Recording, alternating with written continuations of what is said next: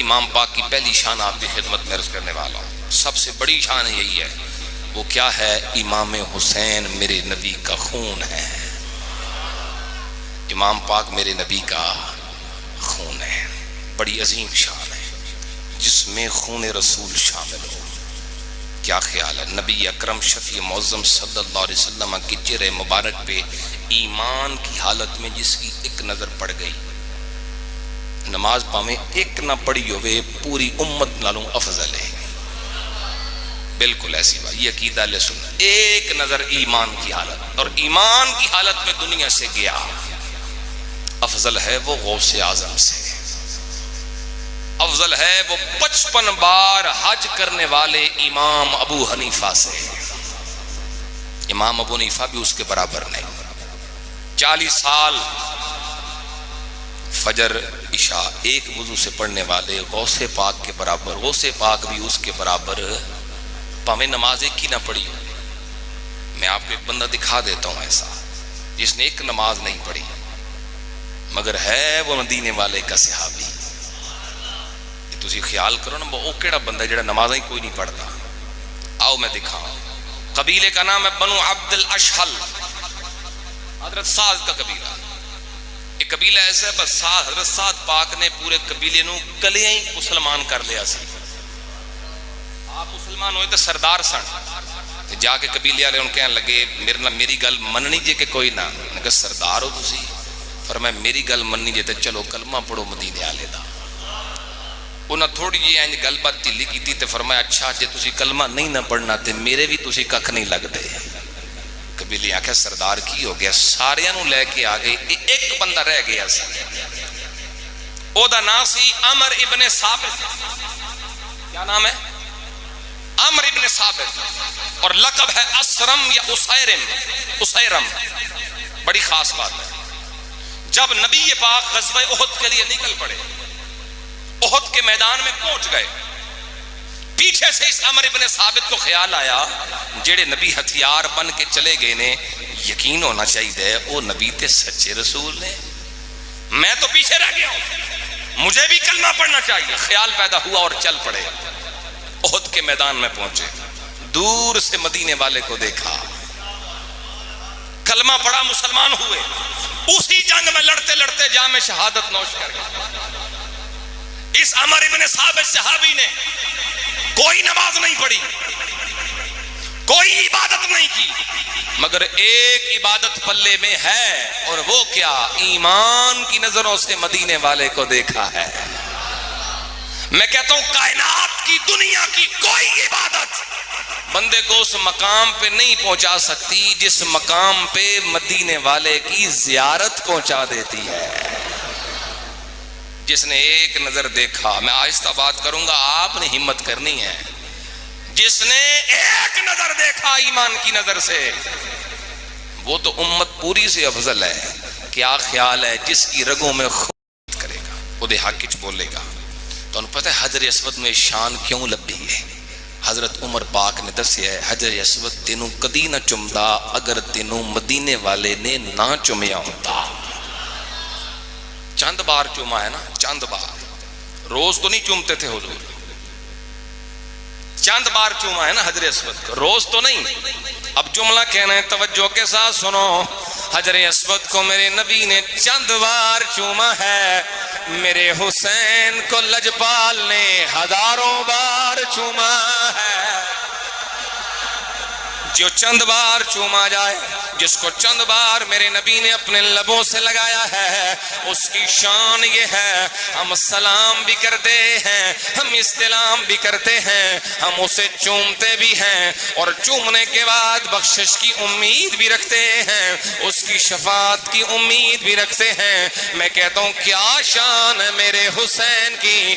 توجہ سے جملہ سنو، اس پہ خاموش نہیں رہنا. کیا شان ہے مولا حسین کی. حجر اسود کو میرے نبی کبھی کبھار چوما کرتے تھے کہ مولا حسین تو میرے نبی کی مستقل بوسہ گاہ کا نام ہے. مستقل بوسہ گاہ کی اکھیا میں کریم نبی صحابہ کرام کے سامنے موجود ہیں.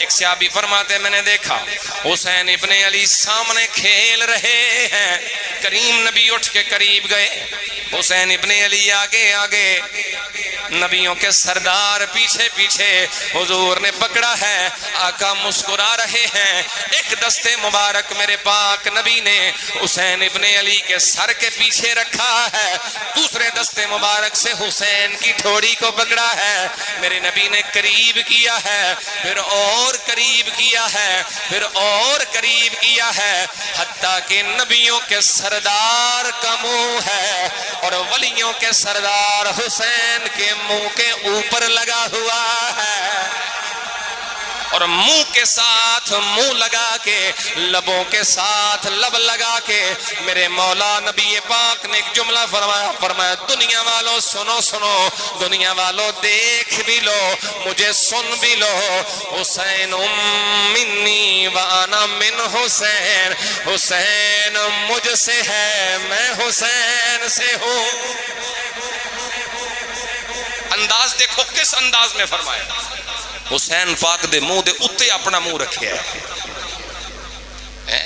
ایک لمحہ وہ بھی چشم فلک نے دیکھا جب نبیوں کے سردار کی زبان ہے اور مولا حسین کا منہ ہے، حضور نے حسین پاک کے منہ کے اندر اپنی زبان رکھی ہے، چسوائی ہے اپنی زبان، کیوں بلا؟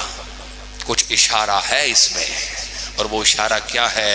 منہ حسین کا ہے، بات تو میری ہے، جب میرے حسین بولیں گے زبان حسین کی ہوگی، کلام نبیوں کے سردار کا ہوگا، تو پھر ہمیں کہنا چاہیے کہ بہار بو تراب ہے، حسین لا جواب ہے۔ کون کون ہے جو میرا ساتھ دے گا؟ ایسا بڑے کون ہے میرے ساتھ چلے گا؟ حسین لاجواب ہے، سب کا عقیدہ ہے، ہمت کر کے پڑھنا ہے۔ بہار بو تراب ہے، حسین لاجواب ہے، حسین محمدی گلاب ہے، حسین لاجواب ہے، محمدی گلاب ہے، حسین لاجواب ہے، حسین لاجواب، حسین لاجواب ہے۔ نعرہ رسالت، حسینیت، ہمت کر کے حسینیت، کربلا کا شاہ حسین، انج نہیں کسی نے وکھانا بھی پیندا کدی کدی، وہ کدی کدی رمل بھی کریدا ہوندا ہے، رمل سمجھ دیو نا، احرام بن کے جڑا انج آکڑ کے کسی نے وکھائیدا ہوندا ہے، صحابہ نے کیا اساں بھی کرنا ہے، کربلا کا شاہ حسین، کربلا کا شاہ حسین، کربلا کا شاہ حسین۔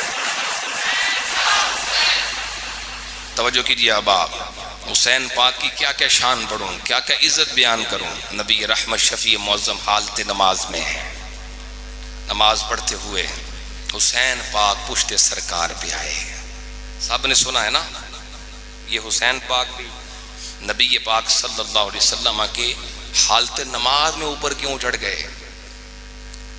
کوئی یہ کہے کہ بچے تھے پتہ ہی نہیں تھا، میں کہتا ہوں یہ تمہارے گھر کا بچہ نہیں ہے، یہ بچپن میں بھی امام ہوتے ہیں۔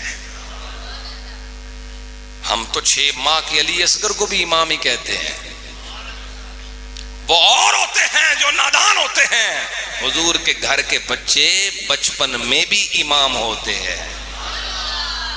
اس سے یہ مسئلہ حل ہو جانا چاہیے کہ کربلا شریف جو حسین پاک گئے ہیں وہ سردار بننے نہیں گئے کہ سردار بن جائیں، سردار تھے اسی لیے گئے، سرداری لینے نہیں گئے، سرداری کا حق ادا کرنے گئے۔ وہ کب سے سردار ہیں؟ کب سے بنے سردار؟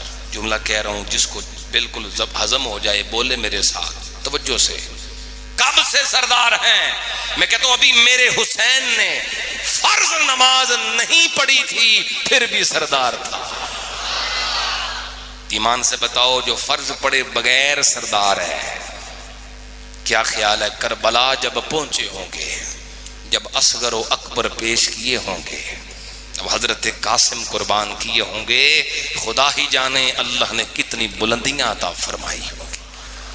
حسین پاک حالت نماز میں جو سوار ہوئے ہیں نادانی کی وجہ سے نہیں، کوئی حکمت ہے، کوئی راز ہے جسے کھولنا تھا۔ سبحان اللہ پڑھو تو سناؤں۔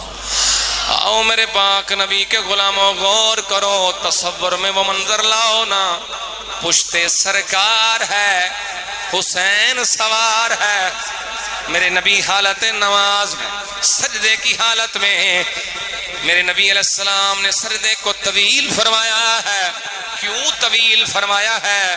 حسین جو پشت پہ موجود ہے، زبان پہ تسبیح جاری ہے، سبحان ربی الاعلی، اللہ کا نام زبان پہ جاری ہے، اور دل میں خیال ہے ابھی حسین موجود ہے، تسبیحات بھی جاری ہیں، تسبیحات بھی جاری ہیں۔ بلکہ جملہ کہنے والوں غور کرو، میں کہتا ہوں زبان پہ ذکر خالق کونین ہے اور دل میں خیال حسین ہے۔